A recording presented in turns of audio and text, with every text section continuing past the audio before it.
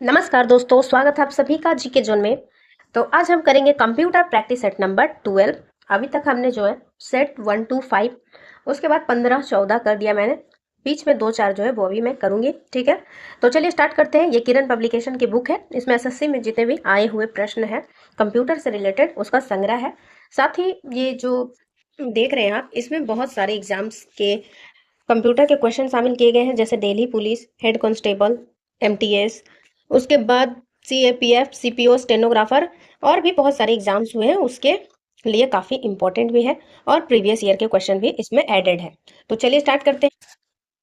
चलिए पहला देखते हैं। पहला प्रश्न है, डैश इंफॉर्मेशन स्टोर करने का एक रिसोर्स है जो सामान्यतः स्थायी स्टोरेज के प्रकार पर आधारित होता है और कंप्यूटर प्रोग्राम के लिए उपलब्ध रहता है। तो इसका आंसर हो जाएगा file. Computer file memory location का एक ब्लॉक है या इंफॉर्मेशन स्टोर करने का एक रिसोर्स है जो कि कंप्यूटर प्रोग्राम के रूप में उपलब्ध रहता है और प्रायः ड्यूरेबल स्टोरेज के प्रकार पर आधारित होता है। चलिए नेक्स्ट देखते हैं। Video conference sorry video arcade game में बड़े पैमाने पर डैश का प्रयोग किया जाता है।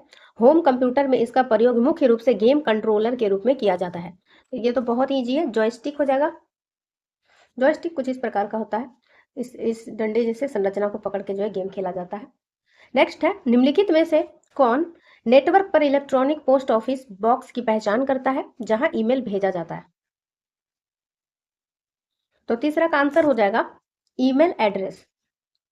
चौथा है, डैश एक डिवाइस है जो ईमेल, प्रिंटेड टेक्स्ट, हैंडराइटिंग और किसी ऑब्जेक्ट को ऑप्टिकल स्कैन करता है और उसे डिजिटल इमेज में परिवर्तित करता है।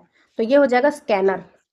स्कैनर देखिए किसी भी चीज को स्कैन करता है, जैसे फोटो हो गया, टेक्स्ट हो गया, हैंड राइटिंग हो गया, ये सभी चीजें इसे स्कैन करता है और इसको डिजिटल इमेज में परिवर्तित कर देता है। नेक्स्ट है पांचवा, डैश डेटा स्टोरेज टेक्नोलॉजी या डेटाबेस के अंतर्गत क्रिएट की गई एक स्थिति है जिसमें एक समान डेटा को दो भिन्न स्थानों पर रखा जाता है। तो ये हो जाएगा data redundancy rate sorry data redundancy data storage technology या डेटाबेस के अंतर्गत क्रिएट की गई एक स्थिति है जिसमें एक समान डेटा को दो भिन्न स्थानों में रखा जाता है। इसका अर्थ है कि मल्टीपल सॉफ्टवेयर एनवायरमेंट्स या प्लेटफॉर्म्स में दो अलग अलग स्पोर्ट्स या एक सिंगल डेटाबेस में दो अलग अलग फील्ड हो सकता है। जब कभी डेटा रिपीट किया जाता है तो इससे मूलतः डेटा रिडंडेंसी का निर्माण होता है। रिड्यूंडेंसी का निर्माण होता है। इसका निर्माण संयोगवश हो सकता है, लेकिन बैकअप और रिकवरी के उद्देश्य से जानबूझकर भी इसका प्रयोग किया जा सकता है। मतलब आई होप समझ गए होंगे कि अगर डेटा रिपीट हो गया तो इसको क्या बोलेंगे, डेटा रिड्यूंडेंसी। ये कभी कभी गलती से हो जाता है या फिर बैकअप के उद्देश्य से पर्पसली भी से किया जाता है। चलिए आगे देखते हैं। कंप्यूटर फाइल नेम फाइल में समाहित इसके एनकोडिंग फाइल फॉर्मेट कंटेंट या यूजेज को दर्शाता है। सामान्यतः डैश को डॉट या स्पेस द्वारा फाइल नेम से अलग किया जाता है। तो क्या हो जाएगा, फाइल एक्सटेंशन, इसे जो है डॉट के द्वारा अलग किया जाता है। जैसे डॉक्यूमेंट फाइल क्या होता है, डॉट डॉक, इस प्रकार से, ठीक है। चलिए नेक्स्ट देखते हैं। निम्न में से कौन मालवेयर नहीं है? वर्म, वायरस, स्पाईवेयर, ये सभी जो है मालवेयर है। 8वां नंबर प्रश्न है,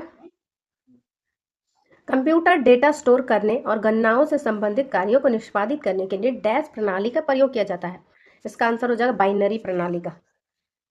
18वां देखते हैं, डैश अनसोलिसिटेड ईमेल है। तो ये हो जाएगा स्पैम। ये क्वेश्चन बहुत बार आ जाता है।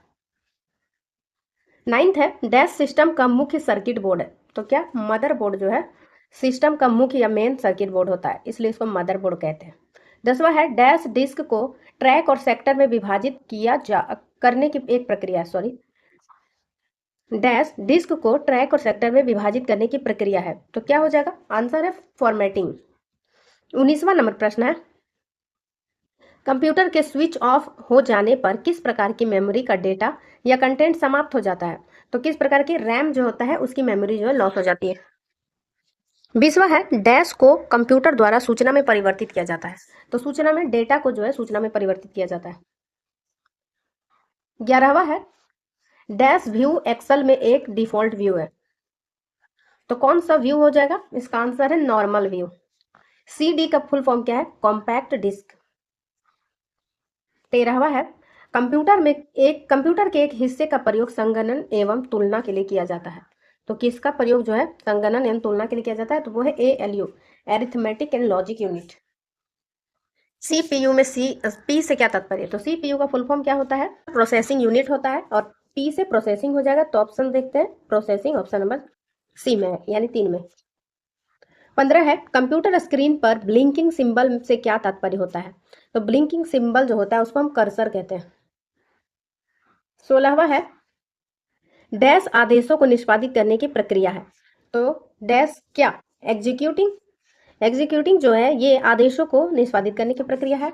आगे है आज का आखिरी प्रश्न, कंप्यूटर के टर्न ऑफ हो जाने पर डैश का कंटेंट समाप्त हो जाता है, तो किसका, मेमोरी का ही होगा।